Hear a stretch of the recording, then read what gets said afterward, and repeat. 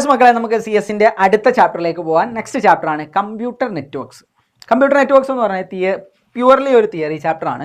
So നമുക്ക് നേരെ ഇതിൽ ചോദിക്കാൻ ചാൻസ് ഉള്ള ക്വസ്റ്റ്യൻസും അതിൻ്റെ ആൻസേഴ്സും ഓരോന്നായിട്ട് നമുക്ക് നോക്കി പോവാം. സോ ഈ പറയപ്പെടുന്ന നോട്ട്സ് മൊത്തം നിങ്ങൾക്ക് എവിടെ ലഭിക്കും നമ്മൾ ഓൾറെഡി പറഞ്ഞിട്ടുണ്ട്. CM അക്കാഡമിയുടെ ആപ്പിൽ മെനുവിൽ പോയിട്ടുണ്ടെങ്കിൽ അവിടെ ഫ്രീ മെറ്റീരിയൽസ് എന്ന് പറയുന്ന ഓപ്ഷൻ ഉണ്ട്. അവിടെ വന്ന് നിങ്ങൾക്ക് ഈ നോട്ട്സ് എല്ലാം ഡൗൺലോഡ് ചെയ്താവുന്നതാണ്. നോട്ട്സ് മൊത്തം ഡൗൺലോഡ് ചെയ്തിട്ട് ക്ലിയർ ആക്കിയിട്ട് പഠിച്ച് സെറ്റാക്കിയതിന് ശേഷം മാത്രമേ നിങ്ങൾ പരീക്ഷയ്ക്ക് പോകാൻ പാടുള്ളൂ. ഈ പറയുന്ന സാധനത്തിൽ നിന്നും മാത്രമായിരിക്കും നിങ്ങൾക്ക് പരീക്ഷയ്ക്ക് ക്വസ്റ്റ്യൻ ചോദിക്കുക. മാത്രമല്ല ഇതിൽ നിന്ന് എന്തായാലും നിങ്ങൾക്ക് A+നുള്ള സാധനം വന്നിരിക്കും. സോ നമുക്ക് നേരെ ക്വസ്റ്റ്യനിലേക്ക് കടക്കാം. ഒന്നാമത്തെ ചോദ്യം, explain the advantages of foaming networked computer than keeping stand alone computer. അതായത് നെറ്റ്വർക്കിങ്ങിൻ്റെ അഡ്വാൻറ്റേജസ് ആണ് നമ്മളോട് ചോദിച്ചിട്ടുള്ളത്. Advantages of networking. ഒന്നാമത്തെ കാര്യം എന്താണ്? Resource sharing. നമുക്ക് റിസോഴ്സസ് ഷെയർ ചെയ്യാൻ പറ്റും. We can share resources like printers, scanners etcetera. അങ്ങനെ റിസോഴ്സസ് ഷെയർ ചെയ്യാനായിട്ട് പറ്റും. നെക്സ്റ്റ് ആണ് പ്രൈസ് പെർഫോമൻസ് റേഷ്യോ. നമ്മൾ ഒരു സാധനത്തിൻ്റെ സാധാരണ നെറ്റ്വർക്ക്ഡ് വേർഷൻ അല്ലാത്തൊരു സാധനം മേടിക്കുന്ന സമയത്ത് വരുന്ന കോസ്റ്റ് നമുക്ക് എന്തിനു വരുന്നില്ല? ഒരു നെറ്റ്വർക്ക്ഡ് വേർഷൻ ആയിട്ടുള്ള സോഫ്റ്റ്വെയർസോ അല്ലെങ്കിൽ കമ്പ്യൂട്ടേഴ്സോ മേടിച്ചിട്ടുണ്ടെങ്കിൽ നമുക്ക് വരില്ല എന്നുള്ളതാണ് അവിടെ പറയുന്നത്. നെക്സ്റ്റ് വൺ ആണ് കമ്മ്യൂണിക്കേഷൻ. കമ്പ്യൂട്ടേഴ്സ് നെറ്റ്വർക്ക് വഴി കണക്ട് ചെയ്തിട്ടുണ്ടെങ്കിൽ സ്വാഭാവികമായിട്ടും നമുക്ക് എന്ത് ചെയ്യും? കമ്മ്യൂണിക്കേഷൻസ് നടത്താനായിട്ട് പറ്റും. Next reliability. We can relay on network. If one of the computer fails it still run with a less computational power. കുറച്ച് കമ്പ്യൂട്ടേഷണൽ പവർ കുറഞ്ഞാലും ആ ഒരു നെറ്റ്വർക്ക് അപ്പോഴും അവിടെ റൺ ചെയ്തുകൊണ്ടേ ഇരിക്കും. അടുത്താണ് സ്കെയിലബിലിറ്റി. നമുക്ക് എത്ര വേണമെന്നുണ്ടെങ്കിലും കമ്പ്യൂട്ടേഴ്സ് ആഡ് ചെയ്ത് കൊണ്ടുപോകാനായിട്ട് സാധിക്കും. അടുത്ത ക്വസ്റ്റ്യൻ ആണ്, what is mean by bandwidth in a network? ഒരു നെറ്റ്വർക്കിലുള്ള ബാൻഡ് വിഡ്ത്ത് എന്ന് പറഞ്ഞാൽ എന്താണ്? Bandwidth describes the maximum data transfer rate between computers in a network. ഒരു നെറ്റ്വർക്കിലുള്ള കമ്പ്യൂട്ടേഴ്സ് തമ്മിലുള്ള ട്രാൻസ്ഫർ റേറ്റിനെയാണ് നമ്മൾ ബാൻഡ് വിഡ്ത്ത് എന്ന് പറയുന്നത്. In digital system band width is measured in bits per second. ഒരു ഡിജിറ്റൽ സിസ്റ്റത്തിൽ ബിറ്റ്സ് പെർ സെക്കൻഡിലാണ് എന്ത് അളക്കുന്നത്? ബാൻഡ് വിഡ്ത്ത് എന്ന് പറയുന്ന ഈ ഒരു ബാൻഡ് വിഡ്ത്തിനെ മെഷർ ചെയ്യുന്നത്. അപ്പോൾ ബാൻഡ് വിഡ്ത്ത് എന്ന് പറഞ്ഞാൽ എന്താണ്? Data transferred between A network at A particular time. ഒരു പെർട്ടിക്കുലർ ടൈമിൽ നമ്മൾ നെറ്റ്വർക്കിൽ ട്രാൻസ്ഫർ ചെയ്യുന്ന ഡാറ്റേൻ്റെ അമൗണ്ടിനെ വിളിക്കുന്ന പേരാണ് ബാൻഡ് വിഡ്ത്ത് എന്ന് പറയുന്നത്. അടുത്ത ക്വസ്റ്റ്യൻ എന്താണ്? Any device which directly connected to a network is generally known as node. അപ്പോൾ ഒരു നെറ്റ്വർക്കിൽ കണക്ട് ചെയ്തിട്ടുള്ള a device that is connected to a network is known as node. അടുത്ത എന്താ പറയുന്നത്? Which one of the following transmission media carries information in the form of light signal. Light സിഗ്നലായിട്ട് information സിഗ്നൽസിനെ pass ചെയ്യുന്ന ആളാരാണ്? Optical fibre കേബിളാണ്. ആരാണ് pass ചെയ്യുന്നത്? ഒപ്റ്റിക്കൽ ഫൈബർ കേബിളാണ് പാസ് ചെയ്യുന്നത്. ഓക്കെ ആണല്ലോ. അടുത്ത ക്വസ്റ്റ്യനിലേക്ക് പോവാം. Write short notes about any 3 communication channels or medium. ഏതെങ്കിലും 3 കമ്മ്യൂണിക്കേഷൻ ചാനൽസിനെ പറ്റിയിട്ടോ മീഡിയത്തിനെ പറ്റിയിട്ടോ ഒരു ഷോർട്ട് നോട്ട് എഴുതാനാണ് പറഞ്ഞിട്ടുള്ളത്.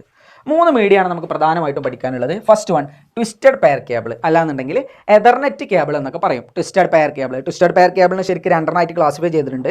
ഷീൽഡഡ് STP അതുപോലെ UTP. Shielded twisted pair cable അതുപോലെ അൺഷീൽഡഡ് ട്വിസ്റ്റഡ് പെയർ കേബിൾ എന്നൊക്കെ പറഞ്ഞിട്ട് ക്ലാസിഫൈ ചെയ്തിട്ടുണ്ട്. This is the most widely used media in small computer network. ചെറിയ കമ്പ്യൂട്ടർ നെറ്റ്വർക്കിൽ ഏറ്റവും കൂടുതലായിട്ട് ഉപയോഗിക്കുന്ന സാധനമാണ് ട്വിസ്റ്റഡ് പെയർ കേബിൾ എന്ന് പറയുന്നത്. നിങ്ങളുടെ കമ്പ്യൂട്ടർ ലാബിലുള്ള കേബിൾ നോക്കിയാൽ മതി, അത് തന്നെയാണ് എന്തെന്ന് പറയുന്നത്? ട്വിസ്റ്റഡ് പെയർ കേബിൾ എന്ന് പറയുന്നത്. It consist of 4 twisted pairs which are enclosed in an outer shield. ഒരു ഔട്ടർ ഷീൽഡിൽ എൻക്ലോസ് ചെയ്തിട്ടായിരിക്കും വെച്ചിട്ടുണ്ടാവുക. അതായത് 2 വയറുകൾ ഇങ്ങനെ പിരിച്ചിട്ടുള്ള എത്ര സെറ്റ് ഉണ്ടാവും? 4 സെറ്റുകൾ ഉണ്ടാവും. അതായത് 8 വയർ ടോട്ടൽ ഉണ്ടാവും. അതെല്ലാം കൂടെ ഒരു കവറിൻ്റെ ഉള്ളിൽ എൻക്ലോസ് ചെയ്തിട്ടായിരിക്കും ഉണ്ടായിരിക്കുക. നിങ്ങളുടെ ലാബിൻ്റെ ഉള്ളിലുള്ള സാധാരണ കേബിൾ ഉണ്ടല്ലോ, കമ്പ്യൂട്ടേഴ്സിനെ കണക്ട് ചെയ്തിട്ടുള്ള ആ കേബിളാണ് എന്തെന്ന് പറയുന്നത്? ട്വിസ്റ്റഡ് പെയർ കേബിൾ എന്ന് പറയുന്നത്. നെക്സ്റ്റ് ആണ് coaxial cable. Coaxial cable consist, ഇതിൻ്റെ ഒരു മാക്സിമം റേഞ്ച് എന്ന് പറയുന്നത് ഒരു 100 മീറ്റേഴ്സ് ഒക്കെയാണ്. സാധാരണ STPൻ്റെ ഒക്കെ UTPൻ്റെ ഒക്കെ റേഞ്ച് എന്ന് പറയുന്നത് ഒരു 200 മീറ്റേഴ്സ് ആ റേഞ്ചിലൊക്കെ ആയിരിക്കും കിട്ടുക. അടുത്തതാണ് കൊയാക്സിയൽ കേബിൾ. മക്കളെ, കൊയാക്സിയൽ കേബിൾ എന്ന് പറഞ്ഞിട്ടുണ്ടെങ്കിൽ നമ്മുടെ TV ആൻറ്റിനയിൽ നിന്ന് നമ്മളെ വീട്ടിലേക്ക് വലിച്ചിട്ടുള്ള കേബിൾ ഉണ്ടല്ലോ, ആ ടൈപ്പ് കേബിൾസ് ആണ് എന്തെന്ന് പറയുന്നത്? കൊയാക്സിയൽ കേബിൾ എന്ന് പറയുന്നത്. ആ കൊയാക്സിയൽ കേബിളിൻ്റെ ഒരു സെറ്റപ്പ് എങ്ങനെയാണെന്ന് വെച്ചാൽ, ഒരു ഇന്നർ കണ്ടക്ടർ ഉണ്ടാവും. ഒരു കണ്ടക്ടർ ഉണ്ടാവും. ആ കണ്ടക്ടറിൻ്റെ പുറത്ത് ഒരു ട്യൂബുലാർ ഇൻസുലേഷൻ ലെയർ ഉണ്ടാവും.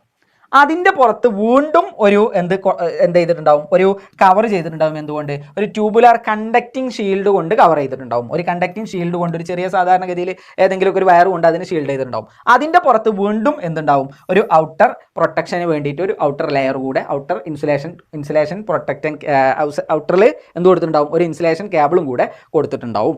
ഇങ്ങനെയാണ് എന്തെന്ന് പറയുന്നത്? കൊയാക്സിയൽ കേബിൾ എന്ന് പറയുന്നത്. കൊയാക്സിയൽ കേബിൾ മാക്സിമം ഒരു 500 മീറ്റർ വരെ നമുക്ക് എന്ത് ചെയ്യാൻ പറ്റും? ഡാറ്റ ട്രാൻസ്മിഷൻ നടത്താനായിട്ട് ചെയ്യാനായിട്ട് പറ്റും. അടുത്തതാണ് optical fibre cable. Optical fibre cable എന്ന് പറഞ്ഞിട്ടുണ്ടെങ്കിൽ എന്താണ്? It is A long thin glass fibres, നീണ്ടു കിടക്കുന്ന ലോങ് തിൻ ഗ്ലാസ് ഫൈബേഴ്സ് ആണ്, through which data is transmitted in as light signals. Light signals ആയിട്ടാണ് ഇതിൻ്റെ ഉള്ളിൽ ഏതിൽ ഡാറ്റ ട്രാൻസ്ഫർ ചെയ്യുന്നത്? നമ്മുടെ ഒപ്റ്റിക്കൽ ഫൈബർ കേബിളിൻ്റെ ഉള്ളിൽ കൂടെ ഡാറ്റ ട്രാൻസ്ഫർ ചെയ്യുന്നത്. അതുകൊണ്ട് തന്നെ ഒപ്റ്റിക്കൽ ഫൈബറിൻ്റെ ഉള്ളിൽ എന്തുണ്ടായിരിക്കില്ല?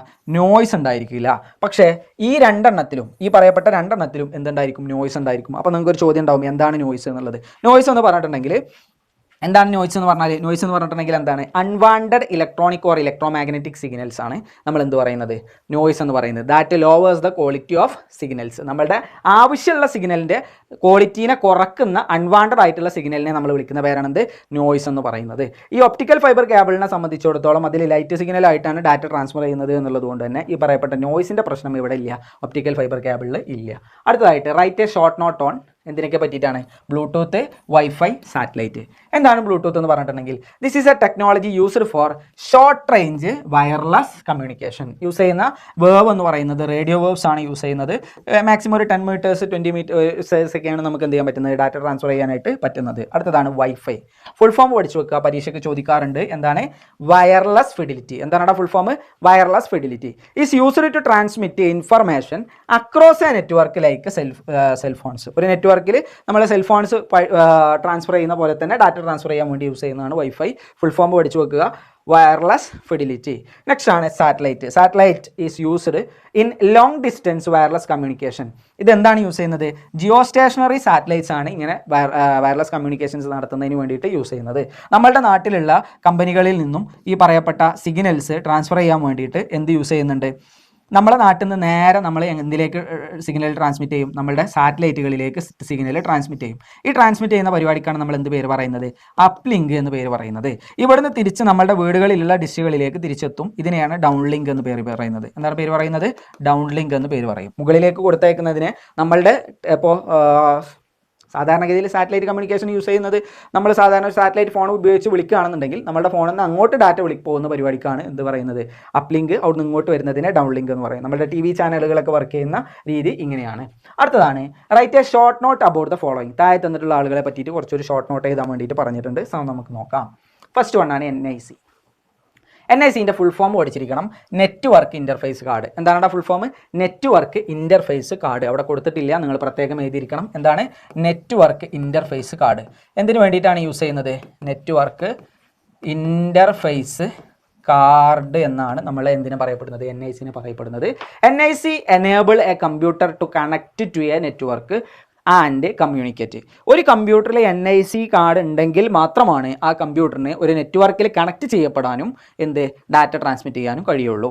അതിനുവേണ്ടി യൂസ് ചെയ്യുന്നതാണ് NIC എന്ന് പറയുന്നത്. അടുത്തതാണ് റിപ്പീറ്റർ. റിപ്പീറ്റർ എന്ന് പറഞ്ഞിട്ടുണ്ടെങ്കിൽ രണ്ട് കമ്പ്യൂട്ടറുകൾ തമ്മിൽ ഡാറ്റ ട്രാൻസ്ഫർ ചെയ്യാണ്. ആ ഡാറ്റ ട്രാൻസ്ഫർ ചെയ്യുന്ന സമയത്ത് ഒരു കമ്പ്യൂട്ടറിൽ നിന്നും മറ്റേ കമ്പ്യൂട്ടറിലേക്കുള്ള ഡിസ്റ്റൻസ് കൂടുതലാണെങ്കിൽ, നമ്മൾ നേരത്തെ പറഞ്ഞു STP അല്ലെങ്കിൽ UTP, നമ്മുടെ ട്വിസ്റ്റഡ് പെയർ കേബിൾ വെച്ചിട്ട് നമുക്ക് ഒരു 200 മീറ്റേഴ്സ് ഒക്കെ നമുക്ക് ഡാറ്റ ട്രാൻസ്ഫർ ചെയ്യാനായിട്ട് കഴിയുള്ളൂ. അതിൽ കൂടുതൽ ഡിസ്റ്റൻസിലുള്ള രണ്ട് കമ്പ്യൂട്ടേഴ്സ് കണക്ട് ചെയ്തിട്ടുണ്ടെങ്കിൽ ആ ഡാറ്റ ട്രാൻസ്മിറ്റ് ചെയ്യുന്ന സമയത്ത് അതിൻ്റെ സിഗ്നലിൻ്റെ ക്വാളിറ്റി വീക്കാവും. ആ വീക്കാവുന്ന സമയത്ത് അതിനെ ആംപ്ലിഫൈ ചെയ്യുന്നതിന് വേണ്ടിയിട്ട്, അതിൻ്റെ സിഗ്നൽസിൻ്റെ സ്ട്രെങ്ത് കൂട്ടുന്നതിന് വേണ്ടി യൂസ് ചെയ്യുന്നതാണ് റിപ്പീറ്റർ എന്ന് പറയുന്നത്. Repeater receives incoming data signals and amplifies the signal to their original strength and transmits them to the ഡെസ്റ്റിനേഷനിലേക്ക് പറഞ്ഞയക്കുകയും ചെയ്യും. ഓക്കെ ആണല്ലോ. അടുത്തതാണ് ബ്രിഡ്ജ്. ഓക്കെ ആണല്ലോ. ബ്രിഡ്ജ് അതുപോലെ റൗട്ടർ, ഗേറ്റ്വേ ഏകദേശം സെയിം ആണ്, പക്ഷേ ചെറിയ ചെറിയ മാറ്റങ്ങളുണ്ട്. Bridge is a device used to segmentize a നെറ്റ്വർക്കിനെ സെഗ്മെൻറ്റൈസ് ചെയ്യാണ്. സെഗ്മെൻറ്റ് ആക്കി മാറ്റാൻ വേണ്ടിയിട്ടാണ് ബ്രിഡ്ജ് യൂസ് ചെയ്യുന്നത്. And existing network can be split into different segment and can be inter connected using A bridge. ഒരു വലിയ നെറ്റ്വർക്ക് ഉണ്ട്, അപ്പോൾ ആ നെറ്റ്വർക്കിനെ ചെറിയ ചെറിയ സെഗ്മെൻറ്റുകളാക്കിയിട്ട് മാറ്റുക, എന്നിട്ട് ആ സെഗ്മെൻറ്റുകളെ കണക്ട് ചെയ്യാൻ വേണ്ടിയിട്ട് എന്ത് യൂസ് ചെയ്യുക? ബ്രിഡ്ജ് യൂസ് ചെയ്യാവുന്നതാണ്. അടുത്തതാണ് router. A router is a device that can interconnect two network. രണ്ട് നെറ്റ്വർക്ക് ഇൻ്റർ കണക്ട് ചെയ്യാൻ വേണ്ടി യൂസ് ചെയ്യുന്ന സാധനമാണ് എന്തെന്ന് പറയുന്നത്? റൗട്ടർ. ഇവിടെ ഒരു കണ്ടീഷൻ പറയുന്നുണ്ട്, of the same type using same protocol. എങ്ങനത്തെ നെറ്റ്വർക്കുകൾ തമ്മിലേ കണക്ട് ചെയ്യാൻ പറ്റുള്ളൂ? റൗട്ടർ വെച്ചിട്ട് same type network using same protocol use ചെയ്യുന്ന സെയിം ടൈപ്പ് നെറ്റ്വർക്ക് മാത്രമേ ആരെ വെച്ച് കണക്ട് ചെയ്യാൻ പറ്റുള്ളൂ? റൗട്ടർ വെച്ച് കണക്ട് ചെയ്യാനായിട്ട് പറ്റുള്ളൂ. ഇവിടെ എന്താ പറഞ്ഞത്? ഒരു ചെറിയ ലാനിൽ വഴി നമ്മൾ ഉണ്ടാക്കിയിട്ടുള്ള നെറ്റ്വർക്കിനെ ചെറിയ ചെറിയ സെഗ്മെൻറ്റുകളാക്കുക, ആ സെഗ്മെൻറ്റുകളെ കണക്ട് ചെയ്യാൻ ബ്രിഡ്ജ് യൂസ് ചെയ്യും. രണ്ട് നെറ്റ്വർക്കുകൾ തമ്മിൽ കണക്ട് ചെയ്യണം. എങ്ങനത്തെ same type same protocol use ചെയ്യുന്നതിനെയാണ് റൗട്ടർ. അപ്പോൾ സെയിം പ്രോട്ടോകോൾ യൂസ് ചെയ്യാത്ത ആളുകളെ തമ്മിൽ കണക്ട് ചെയ്യാനോ അവരെ കണക്ട് ചെയ്യാൻ യൂസ് ചെയ്യുന്നതാണ് എന്തെന്ന് പറയുന്നത് ഗേറ്റ് വേ എന്ന് പറയുന്നത്. Gateway is a device that can interconnect two different network having different protocol. Clear ആണല്ലോ? ഓക്കെ, നമുക്ക് നേരെ നെക്സ്റ്റ് ക്വസ്റ്റ്യനിലേക്ക് പോകാം. അടുത്ത ക്വസ്റ്റ്യൻ എന്താ പറയുന്നത്? Discuss the difference in working method of hub and switch. ഹബ്ബും സ്വിച്ചും തമ്മിലുള്ള ഡിഫറൻസ് ആണ് ചോദിച്ചിട്ടുള്ളത്. ഹബ്ബ് എന്ന് പറയുന്നതും സ്വിച്ച് എന്ന് പറയുന്നതും നെറ്റ്വർക്കിൽ കണക്ട് ചെയ്യാൻ വേണ്ടി യൂസ് ചെയ്യുന്ന രണ്ട് പേരാണ് ഹബ്ബും സ്വിച്ചും. ഹബിൻ്റെയും സ്വിച്ചിൻ്റെയും പ്രധാനപ്പെട്ട വ്യത്യാസം എന്താണെന്ന് ചോദിച്ചിട്ടുണ്ടെങ്കിൽ hub transmit the incoming packets to all other computers connected to it. അതായത് കുറേ കമ്പ്യൂട്ടറുകളുണ്ട്. ഈ കമ്പ്യൂട്ടറുകളെല്ലാം എന്തിൽ കണക്ട് ചെയ്ത് വെച്ചിട്ടുണ്ട്? ഒരു ഹബ്ബിൽ കണക്ട് ചെയ്ത് വെച്ചിട്ടുണ്ട് എന്ന് കരുതുക. ഈ കമ്പ്യൂട്ടറിൽ നിന്നും ഈ കമ്പ്യൂട്ടറിലേക്ക് ഒരു ഡാറ്റ പാസ് ചെയ്യണമെന്നുണ്ടെങ്കിൽ ഇയാൾ നേരെ ഹബ്ബിലേക്ക് ഡാറ്റ പാസ് ചെയ്ത് കൊടുക്കും. ഹബ്ബിൻ്റെ ഒരു സ്വഭാവം എന്താണ്? ഹബ്ബ് എല്ലാവർക്കും ഈ ഡാറ്റ പാസ് ചെയ്ത് കൊടുക്കും. ഇങ്ങോട്ടും പാസ് ചെയ്യും, ഇങ്ങോട്ടും പാസ് ചെയ്യും, ഇങ്ങോട്ടും പാസ് ചെയ്യും, ഇങ്ങോട്ടും പാസ് ചെയ്യും. ഇയാൾക്ക് വെച്ച് ബാക്കി എല്ലാവർക്കും പാസ് ചെയ്ത് കൊടുക്കും. ഇനി ഈ ഡാറ്റ ആർക്കാണ് ആവശ്യമുള്ളത്? ഇയാൾക്കല്ലേ ആവശ്യമുള്ളത്. ആ ഇൻറ്റൻഡഡ് നോഡ് ആവശ്യമുള്ള സാധനം എടുക്കുക. ഇതാണ് ആരുടെ സ്വഭാവം? ഹബ്ബിൻ്റെ സ്വഭാവം എന്ന് പറയുന്നത്. അപ്പോൾ എല്ലാവർക്കും ഡാറ്റ അയച്ചു കൊടുക്കും. ആരാണോ ആവശ്യക്കാരൻ അവരെടുക്കുക. നേരെ മറിച്ച് സ്വിച്ച് അങ്ങനെയല്ല. സ്വിച്ച് എന്ത് ചെയ്യും? Switch is an intelligent device. The switch transmit the incoming packet to the destination computer only. അതായത് സ്വിച്ചിൻ്റെ പരിപാടി എന്താണെന്ന് വെച്ചാൽ ഒരു സ്വിച്ച് ഉണ്ട്, കുറേ കമ്പ്യൂട്ടേഴ്സ് ഉണ്ടെന്ന് വിചാരിക്കുക. അപ്പോൾ ഒരു ഈ കമ്പ്യൂട്ടറിൽ നിന്നും എങ്ങോട്ട് അയക്കണം? ഇങ്ങോട്ട് ഡാറ്റ അയക്കണം എന്നുണ്ടെങ്കിൽ ഇയാൾ നേരെ ഇയാൾക്ക് അയച്ചു കൊടുത്തിട്ടുണ്ടെങ്കിൽ ഇയാൾ അങ്ങോട്ട് മാത്രമേ അയച്ചു കൊടുക്കുള്ളൂ, ഇങ്ങോട്ട് മാത്രമേ ഡാറ്റ അയച്ചു കൊടുക്കുള്ളൂ. നേരെ മറിച്ച് ഹബ്ബാണെങ്കിലോ എല്ലാവർക്കും ഡാറ്റ അയച്ചു കൊടുക്കും. ഈ കമ്പാരിസൺ പരീക്ഷയ്ക്ക് ഇടയ്ക്ക് ചോദിക്കാറുണ്ട്. അടുത്ത ക്വസ്റ്റ്യനിലേക്ക് പോവാം. അടുത്ത ക്വസ്റ്റ്യൻ എന്താ പറയുന്നത്? An electronic device used for communication between computers through telephone lines. ആരാണ് അവിടെ യൂസ് ചെയ്യുന്നത്? മോഡം. മോഡത്തിൻ്റെ ഫുൾ ഫോം ഓർത്തിരിക്കണം. എന്താണ്? Modulator, demodulator. എന്താണ് അവിടെ ഫുൾ ഫോം? Modulator, demodulator. അടുത്തതാണ് ഈ ചാപ്റ്ററിലെ ഇമ്പോർട്ടൻറ്റ് സാധനം, പരീക്ഷയ്ക്ക് എന്തായാലും ചോദിക്കുന്ന ആൾ. ടോപ്പോളജി. എന്ത് ടോപ്പോളജി? Network topology. 4 പേരെയാണ് പഠിക്കാനുള്ളത്. Bus, star, ring, mesh. ആരൊക്കെയാടാ? Bus, star, ring, mesh. നമുക്ക് ഓരോരുത്തരെയായിട്ട് നോക്കാം. ഫസ്റ്റത്തെ ആളാണ് ബസ്. ഈ ചിത്രം അതുപോലെ നിങ്ങൾ പഠിച്ചിരിക്കണം. ഇയാളെയാണ് നമ്മൾ എന്ത് പേര് വിളിക്കുക? ബസ് എന്ന് പേര് വിളിക്കുന്നത്. ഒരു മെയിൻ വയർ ഉണ്ടാവും. ആ വയറിലേക്കാണ് എല്ലാ കമ്പ്യൂട്ടേഴ്സും കണക്ട് ചെയ്തിട്ടുണ്ടാവുക. All computers are connected to a wire called bus. There is a device. ആ ബസ്സിൻ്റെ ബസ്സിൻ്റെ രണ്ടറ്റത്തും ഒരു ഡിവൈസ് ഉണ്ടാവും. ആ ഡിവൈസിനെ നമ്മൾ വിളിക്കുന്ന പേരാണ് ടെർമിനേറ്റർ. എന്താണ് പേര് വിളിക്കുക? Terminator. There is a device on both side of the bus called terminator. Clear ആണല്ലോ? ഇതാണ് ബസ് ടോപ്പോളജിയുടെ ഒരു ഏകദേശ ചിത്രം എന്ന് പറയുന്നത്. In bus topology all nodes are connected to a main cable called bus. A small device called terminator attached to each end of the bus. Terminator എന്ന് പറയുന്ന ഒരു സാധനം രണ്ട് സൈഡിലും അറ്റാച്ച് ചെയ്തിട്ടുണ്ടാവും. If a node has to send data to another node it send data to the bus. ബസ്സിന് അയച്ചു കൊടുക്കും ഡാറ്റ. ബസ് എന്നിട്ട് എന്ത് ചെയ്യും? The signal is travel through the entire length of the bus. All node check the bus and only the node which data is addressed accepts it. നമ്മൾ ഹബ്ബിൻ്റെ കഥ പറഞ്ഞല്ലോ. ഹബ്ബിൻ്റെ കഥ എന്തായിരുന്നു? ഹബ്ബ് എല്ലാവർക്കും ഡാറ്റ അയച്ചു കൊടുക്കും, ആവശ്യക്കാരൻ എടുക്കും എന്നാണ് പറഞ്ഞിരുന്നത്. അതേ സ്വഭാവമാണ് ആർക്കുള്ളത്? ബസ്സിനുള്ളത്. അപ്പോൾ ബസ് ഈ കമ്പ്യൂട്ടർ എന്ത് ചെയ്യണം? സെൻഡ് ചെയ്യണം ഇയാൾക്ക് റിസീവ് ചെയ്യാൻ വേണ്ടിയിട്ട്. ഇയാളാണ് റിസീവർ എന്ന് വിചാരിക്കുക. അപ്പോൾ ഇയാളൊരു ഡാറ്റ അയച്ചിട്ടുണ്ടെങ്കിൽ നേരെ ബസ്സിന് അയച്ചു കൊടുക്കും. ബസ് ഇയാൾക്കും അയച്ചു കൊടുക്കും, ഇയാൾക്കും അയച്ചു കൊടുക്കും, ഇയാൾക്കും അയച്ചു കൊടുക്കും. ആരെടുക്കുക? ഇയാൾ മാത്രം എടുക്കുക. കാരണം എന്താ? ഇയാൾക്കാണ് അയച്ചിട്ടുള്ളതെന്ന് അയാൾക്കറിയാം. അതുകൊണ്ട് അയാൾ മാത്രം എടുക്കുക. ബാക്കി എല്ലാവർക്കും അയച്ചു കൊടുത്തിട്ടുണ്ടോ? ഇനി ഈ ബസ് ടോപ്പോളജിയുടെ ഒരു പ്രശ്നം എന്ന് വെച്ചിട്ടുണ്ടെങ്കിൽ ഏതെങ്കിലും ഒരു നോഡിന് കംപ്ലൈൻറ്റ് പറ്റിയിട്ടുണ്ടെങ്കിൽ നെറ്റ്വർക്ക് ഒന്നും സംഭവിക്കില്ല. Failure of node does not affect the network. നിങ്ങൾക്ക് ഇതിൻ്റെ കൂട്ടത്തിൽ തന്നെ എഴുതി കൊടുക്കാൻ പറ്റുന്ന ഒരു പോയിന്റാണ്. If failure of bus or terminator will leads to the failure of entire network. ഈ ഒരു പോയിന്റ്സും കൂടെ ഇതിൽ നിങ്ങൾ ആഡ് ചെയ്ത് കൊടുത്തോളൂ. അടുത്തതാണ് സ്റ്റാർ ടോപ്പോളജി. ആരാടാ? Star topology. ഇതാണ് സ്റ്റാർ. സ്റ്റാറിൻ്റെ നടുവിലായിട്ട് ആരുണ്ടാവും? നമ്മളുടെ ഹബ്ബ് അല്ലെങ്കിൽ സ്വിച്ച് ഉണ്ടാവും. ആരുണ്ടാവും? ഹബ്ബ് അല്ലെങ്കിൽ സ്വിച്ച് ഉണ്ടാവും. അതിലെല്ലാ കമ്പ്യൂട്ടറും കൂടെ കളക്ട് ചെയ്ത് വെച്ചിട്ടുണ്ടാവും. In star topology each node is directly connected to hub or switch. ഇനി അതിൻ്റെ ഡാറ്റ ട്രാൻസ്ഫർ ആണ് പറയുന്നത്. എങ്ങനെയാണ് ഡാറ്റ ട്രാൻസ്ഫർ ചെയ്യുക? ഹബ്ബ് ആണെങ്കിൽ എന്ത് ചെയ്യും? ഡാറ്റ ഒരാളേക്ക് റിസീവ് ചെയ്തിട്ട് മറ്റൊരാൾക്ക് അയച്ചു കൊടുക്കാനുണ്ടെങ്കിൽ എല്ലാ നോഡ്സിലേക്കും അയച്ചു കൊടുക്കും. ആവശ്യമുള്ള നോഡ്, ഇൻറ്റൻഡഡ് നോഡ് ആ ഡാറ്റ റിസീവ് ചെയ്യും. നേരെ മറിച്ച് സ്വിച്ച് ആണെങ്കിൽ സ്വിച്ച് എന്ത് ചെയ്യും? എല്ലാ കമ്പ്യൂട്ടേഴ്സിൻ്റെയും IP അഡ്രസ്സ്, അതിൻ്റെ അഡ്രസ്സ് ആര് സ്റ്റോർ ചെയ്ത് വെക്കും? സ്വിച്ച് സ്റ്റോർ ചെയ്ത് വെക്കും. എന്നിട്ട് ഏത് നോഡിനാണോ അയച്ചു കൊടുക്കേണ്ടത് ആ ഒരു ഇൻറ്റൻഡഡ് നോഡിന് മാത്രം ഡാറ്റ ട്രാൻസ്ഫർ ചെയ്ത് കൊടുക്കുകയും ചെയ്യും. അതാണ് സ്വിച്ച് ചെയ്യുന്ന പരിപാടി. ഇനി നെക്സ്റ്റ് പോയിന്റ് എന്താണെന്ന് വെച്ചിട്ടുണ്ടെങ്കിൽ ഫെയിലിയർ ഓഫ് നോഡ്. ഏതെങ്കിലും നോഡ് കേട് വന്നിട്ടുണ്ടെങ്കിൽ എൻ്റെ നെറ്റ്വർക്കിന് എന്തെങ്കിലും പ്രശ്നം പറ്റുമോ? There is no problem. Failure of node does not affect the network, but the failure of hub or switch will effect the network. നെറ്റ്വർക്കിന് എന്ത് ചെയ്യും? എഫക്റ്റ് ചെയ്യും. എന്ത് കേടന്നാൽ? സ്വിച്ച് അല്ലെങ്കിൽ ഹബ്ബ് കേടുവന്നിട്ടുണ്ടെങ്കിൽ. സോ നമുക്ക് നേരെ അടുത്ത പോയിന്റിലേക്ക് പോകാം. അടുത്തതാണ് റിംഗ് ടോപ്പോളജി. ആരാണടാ? Ring topology. റിംഗ് ടോപ്പോളജിയിൽ എന്താ പറയുന്നത്? A ring topology is in the form of a circle. Ring topology എങ്ങനെയാണ് ഉണ്ടാവുക? ഒരു സർക്കിൾ ആയിട്ടാണ് ഉണ്ടാവുക. പിന്നെ എന്താ പറയുന്നത്? Data travels only one direction. ഇങ്ങനത്തിലേ ഡാറ്റ ട്രാൻസ്ഫർ ചെയ്യുന്നുള്ളൂ എന്നുണ്ടെങ്കിൽ ഇങ്ങനത്തിലേ പറ്റുള്ളൂ. അതായത് ഈ കമ്പ്യൂട്ടറിന് ഇയാൾക്കൊരു ഡാറ്റ അയച്ചു കൊടുക്കണമെങ്കിൽ ഇങ്ങനെ ചിറ്റിയിട്ട് ഇങ്ങോട്ട് വന്നിട്ട് വേണം. തൊട്ട് ബാക്കിലാണെന്ന് പറഞ്ഞിട്ട് കാര്യമില്ല, ഒരു ഡയറക്ഷനിൽ മാത്രമേ ഡാറ്റ ട്രാൻസ്ഫർ ചെയ്യുള്ളൂ. While they are passed from one node to the next, each node regenerates the signal. അതുകൊണ്ട് തന്നെ ഇവിടെ എന്തിൻ്റെ ആവശ്യമില്ല? റിപ്പീറ്ററിൻ്റെ ആവശ്യമില്ല. ഇയാൾ ഇങ്ങോട്ട് അയച്ചു കൊടുത്താൽ ഇയാൾ വീണ്ടും ആ സിഗ്നലിനെ റീജനറേറ്റ് ചെയ്തിട്ടാണ് അങ്ങോട്ട് അയച്ചു കൊടുക്കുന്നത്. അതുകൊണ്ട് തന്നെ ആംപ്ലിഫിക്കേഷൻ ഒരു സെപ്പറേറ്റ് ഡിവൈസിൻ്റെ ആവശ്യം എന്തിലില്ല? റിംഗ് ടോപ്പോളജിയിൽ ഇല്ല. ലാസ്റ്റ് പോയിന്റ് പറയുന്നത് the node for which the signal is intended reads the signal. നമ്മളൊരു സിഗ്നൽ അയച്ചിട്ടുണ്ടെന്നുണ്ടെങ്കിൽ ഈ കമ്പ്യൂട്ടറിലേക്ക് നമ്മളൊരു സിഗ്നൽ അയച്ചു കൊടുത്തു എന്ന് വിചാരിക്കുക. ഈ കമ്പ്യൂട്ടർ അതിനെ റീഡ് ചെയ്യും. റീഡ് ചെയ്തതിന് ശേഷം വീണ്ടും അതിങ്ങനെ ട്രാവൽ ചെയ്ത് ആരുടെ അടുത്ത് തന്നെ എത്തും? ഈ സെൻഡ് ചെയ്ത ആളുടെ അടുത്തെത്തും. ആ സെൻഡ് ചെയ്ത ആളുടെ അടുത്ത് എത്തുന്ന സമയത്ത് ആ ഒരു സിഗ്നലിനെ അവിടെ വെച്ച് ആര് റിമൂവ് ചെയ്യും? സെൻഡ് ചെയ്ത ആൾ റിമൂവ് ചെയ്യുകയും ചെയ്യും. അങ്ങനെയാണ് ആരുടെ പരിപാടി നടക്കുന്നത്? നമ്മളുടെ റിംഗ് ടോപ്പോളജിയുടെ പരിപാടി നടക്കുന്നത്. ഈ റിംഗ് ടോപ്പോളജിയിൽ ഏതെങ്കിലും ഒരു നോഡ് ഫെയിൽഡ് ആയിട്ടുണ്ടെങ്കിൽ എന്താ സംഭവിക്കുക? Failure of node will fail the entire network. ഏതെങ്കിലും ഒരു നോഡ് അല്ലെങ്കിൽ ഒരു കേബിൾ ഫെയിൽ ആയിട്ടുണ്ടെങ്കിൽ എൻറ്റയർ നെറ്റ്വർക്ക് അതോടുകൂടി ഫെയിൽ ആവും. കാരണം എന്താണ്? കമ്മ്യൂണിക്കേഷൻ അവിടെ നടക്കാതെ ആവും. അടുത്തതാണ് mesh topology. In mesh topology every node is connected to other node. എല്ലാ നോഡും ബാക്കി എല്ലാ നോഡിനായിട്ടും കണക്ട് ചെയ്തിട്ടുണ്ട്. അതുകൊണ്ടുള്ള മെച്ചം എന്താണ്? There will be more than one path between two nodes. അപ്പോൾ ഏതെങ്കിലും ഒരു പാത്ത് കേടുന്നു എന്ന് കരുതിയിട്ട് failure of one path does not effect the നെറ്റ്വർക്കിനെ എഫക്ട് ചെയ്യത്തില്ല. The one path fails the data will take another path and reaches the destination. വേറെ വഴിയിലൂടെ ഡെസ്റ്റിനേഷനിലേക്ക് എത്തും. ഇതിൻ്റെ ഒരു പ്രശ്നം എന്താണെന്ന് വെച്ചാൽ ഇറ്റ് ഈസ് എക്സ്പെൻസീവ് ആണ്. എന്തുകൊണ്ടാണ് expensive? Because extra cable needed. Extra cables എവിടെ ആവശ്യമാണ്? ഈ പറയപ്പെട്ട മെഷ് ടോപ്പോളജിയിൽ നമുക്ക് ആവശ്യമാണ്. അതുകൊണ്ട് തന്നെ എക്സ്പെൻസീവ് ആണെന്നാണ് പറഞ്ഞത്.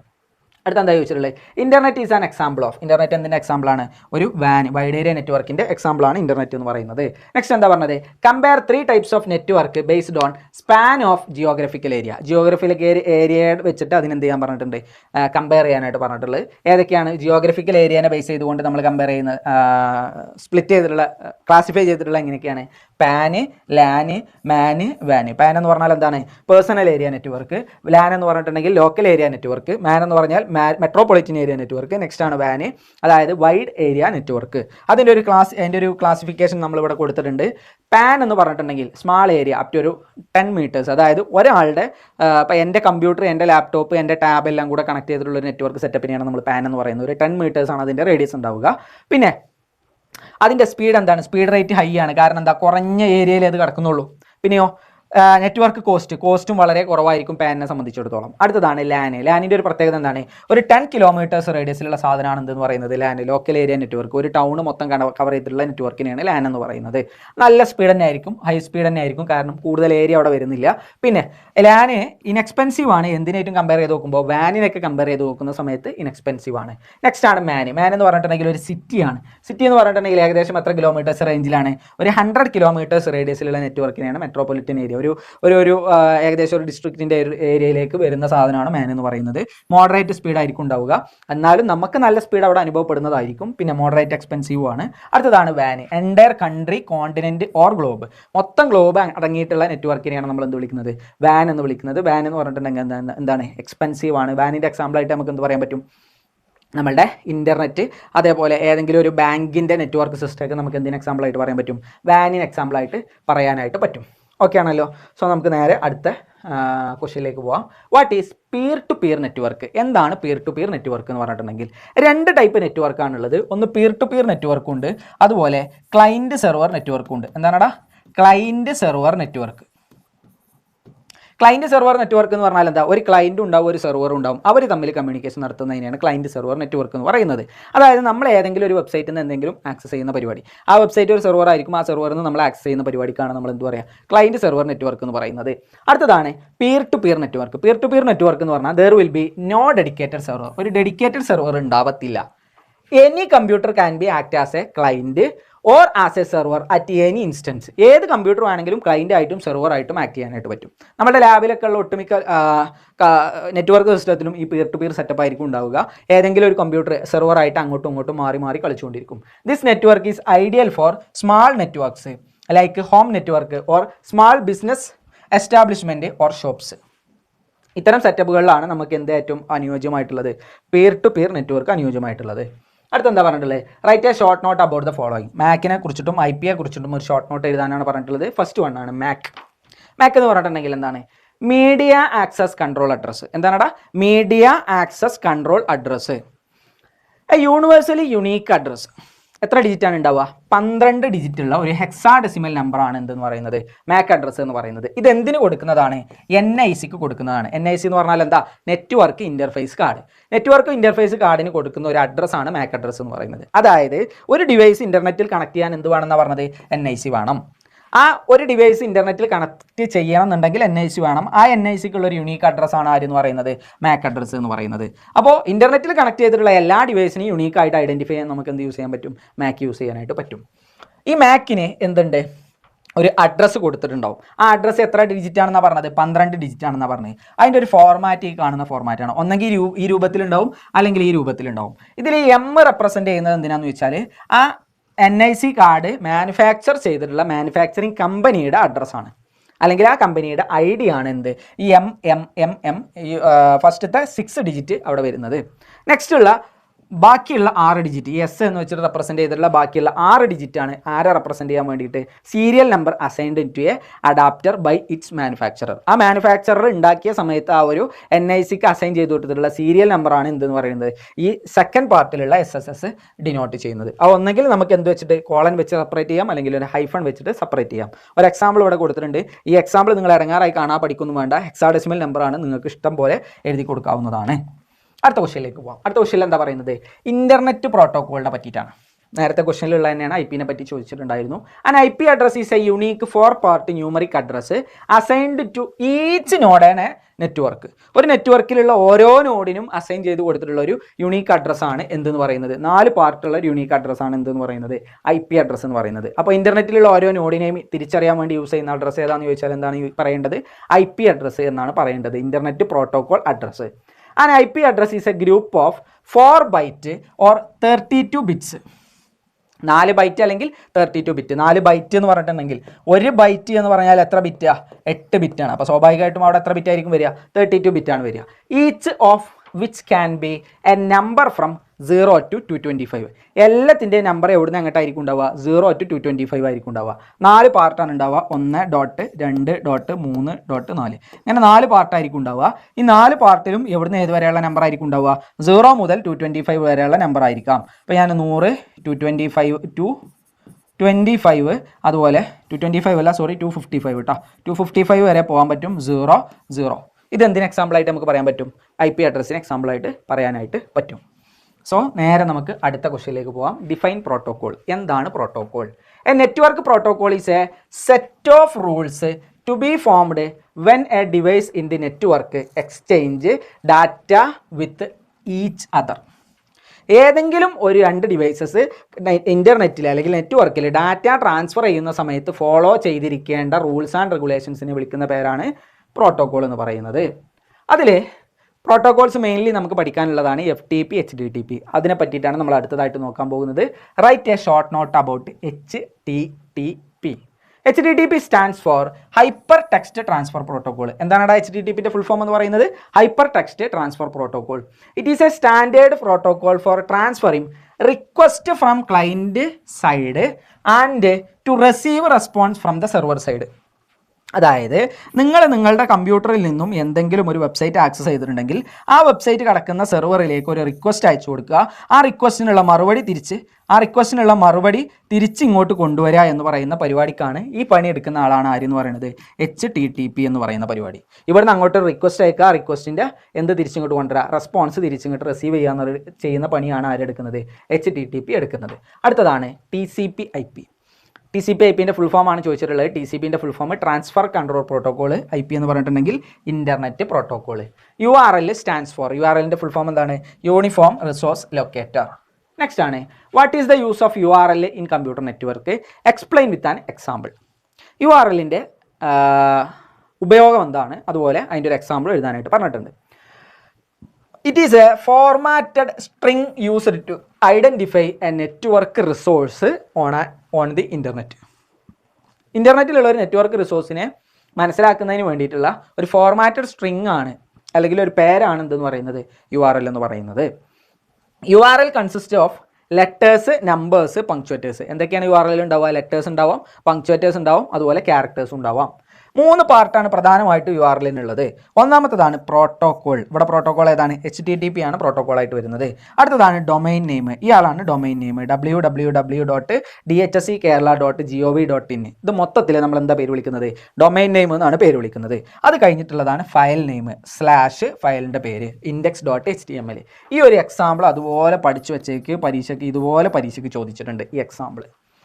സോ URL എന്താണെന്ന് പഠിച്ചു വെക്കുക. URL എന്തൊക്കെ കൂടിയതാണ്? ലെറ്റേഴ്സും ഡിജിറ്റും ക്യാരക്ടേഴ്സും കൂടിയതൊക്കെയാണെന്നുള്ളത് പറഞ്ഞു. പിന്നെ പങ്ക്ച്വേറ്റേഴ്സും ഉൾപ്പെടുത്തിയിട്ടുണ്ട്. 3 ഭാഗങ്ങളാണ് അതിനുള്ളത്: protocol, domain name, file name. അടുത്ത പോയിന്റിലേക്ക് നമുക്ക്, അടുത്ത ക്വസ്റ്റ്യൻ ഇല്ല. ഇതോടുകൂടി നമ്മളുടെ ചാപ്റ്റർ ഇവിടെ അവസാനിക്കുകയാണ്. ഈ ചാപ്റ്ററിലുള്ള ഏകദേശം എല്ലാ ഏരിയാസും, തിയറി ഏരിയാസും നമ്മൾ ഈ ക്വസ്റ്റ്യൻ ഡിസ്കഷനിലൂടെ കവർ ചെയ്തിട്ടുണ്ട്. അപ്പോൾ ഈ ഒരു ക്വസ്റ്റ്യനിൽ നമ്മൾ ഡിസ്കസ് ചെയ്തിട്ടുള്ള എല്ലാ പാർട്സും നിങ്ങൾ അതുപോലെ പഠിക്കുക. ക്വസ്റ്റ്യൻ്റെ അതിൻ്റെ കൂടെ ഡിസ്കസ് ചെയ്യുന്ന സമയത്ത് ചില എക്സ്ട്രാ പോയിന്റ്സ് ഞാൻ പറഞ്ഞിട്ടുണ്ട്, ആ പോയിന്റ്സ് നിങ്ങൾ എഴുതി വെക്കുകയും ചെയ്യുക. സോ ഇത്രയാണ് ഈ ഒരു ചാപ്റ്ററിലുള്ളത്. ഒരു 6 മാർക്കിനാണ് നമുക്ക് ഈ ചാപ്റ്ററിൻ്റെ വെയിറ്റേജ് വരുന്നത്. അത്രയും ക്വസ്റ്റ്യൻസ് ആയിരിക്കും ഈ ചാപ്റ്ററിൽ നിന്ന് വരിക. സോ നിർത്തുന്നു. താങ്ക്